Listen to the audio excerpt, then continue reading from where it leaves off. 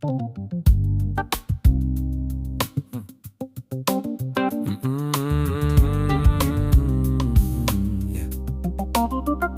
came into the world ready and listening, glistening, ready and fluent in the older griefs, tuned into frequencies, both persistent beneath the noises of doctrine and beliefs. Handed a country and a candle, life said, go light the darkness if dark be lit.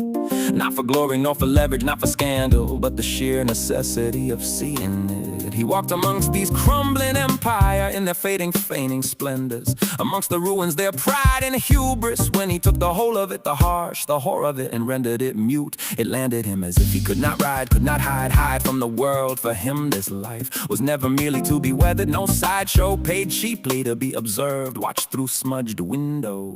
He wore the age the only way he knew how, completely as every age he had ever been, as if there were no choice but to show such a simple gratitude for all he'd been given. He was giving back. He had loved the women luminous and grounded. He loved the cat up on the moonlit sill. He loved the father's index cards of detailed update, astounding, showing devotion precisely and still alive. He is his father's son and loves the true dead street poets for their word and voice and longing. The prophet, clean, ancient again, grief, transcendent insight with fundamental belonging. Bigger, vaster, older, past or here and now, and yet he rages. God knows the man could thunder, aiming his wit like focused laser weaponry. At least he's playful and whimsical, sweet and funny, while his grandfather suffered no fools in this life.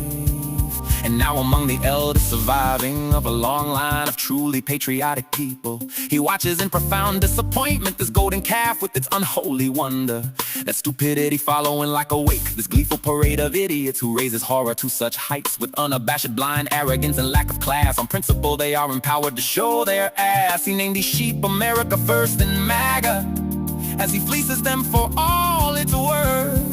A cheap criminal is Donald Trump, his many objectified wife objects and their awful clueless third-rate children. He's a rancid yuppie installed upon a third-rate throne. This hell wasn't always the case. This monk in me was free for a time, irked bodhisattva, wandering back to town out of sheer exasperated concern for the idiocy that we had become, so as to earn such a moron to personify our nation. I am personally insulted, and this is unnecessary drama,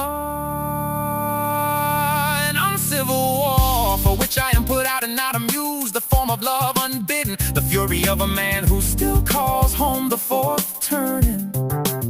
A secret handshake, an inner knowing, an inside job, and a joker you experienced long ago. He moved out from the things of man to the country, not peace exactly, more a lucid station between the noise within and the noise without. He was a man in full moon of his own generation. He chose to know the moment for its most profound revelation.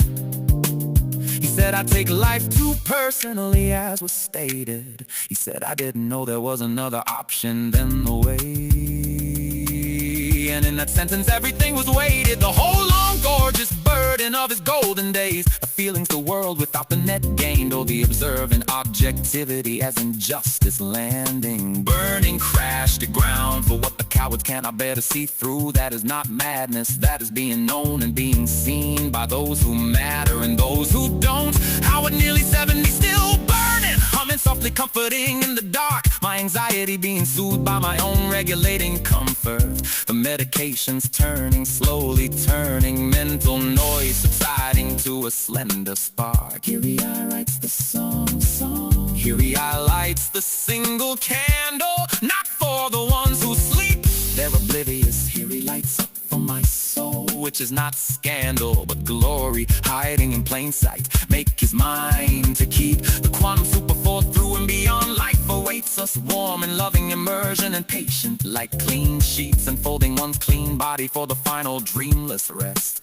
It's heaven, these little deaths, but not yet, not yet, not while something still is blatantly latent, yet unsaid, unfetched, and evil undone, not by choice. Whilst the puppet show is not fully expressed, the last of what this life has been instructing, the last great gorgeous terrible refrain of one who spent years not just conducting but adjusting, being present but being fully open, soaring in through the storm and the rain. I personally am insulted exalted, and this is unnecessary drama, an uncivil war for which I am put out, and not at all amused. I stands the candle, I write my witness, the difficulty, the tender, and the true. Nay, look who took the world's entire business personally, because what else could I do but go to the light and the dark, they said, handing him the smallest candle. He lit it as he lights it still, till light is victorious at last, yet he will die upon it no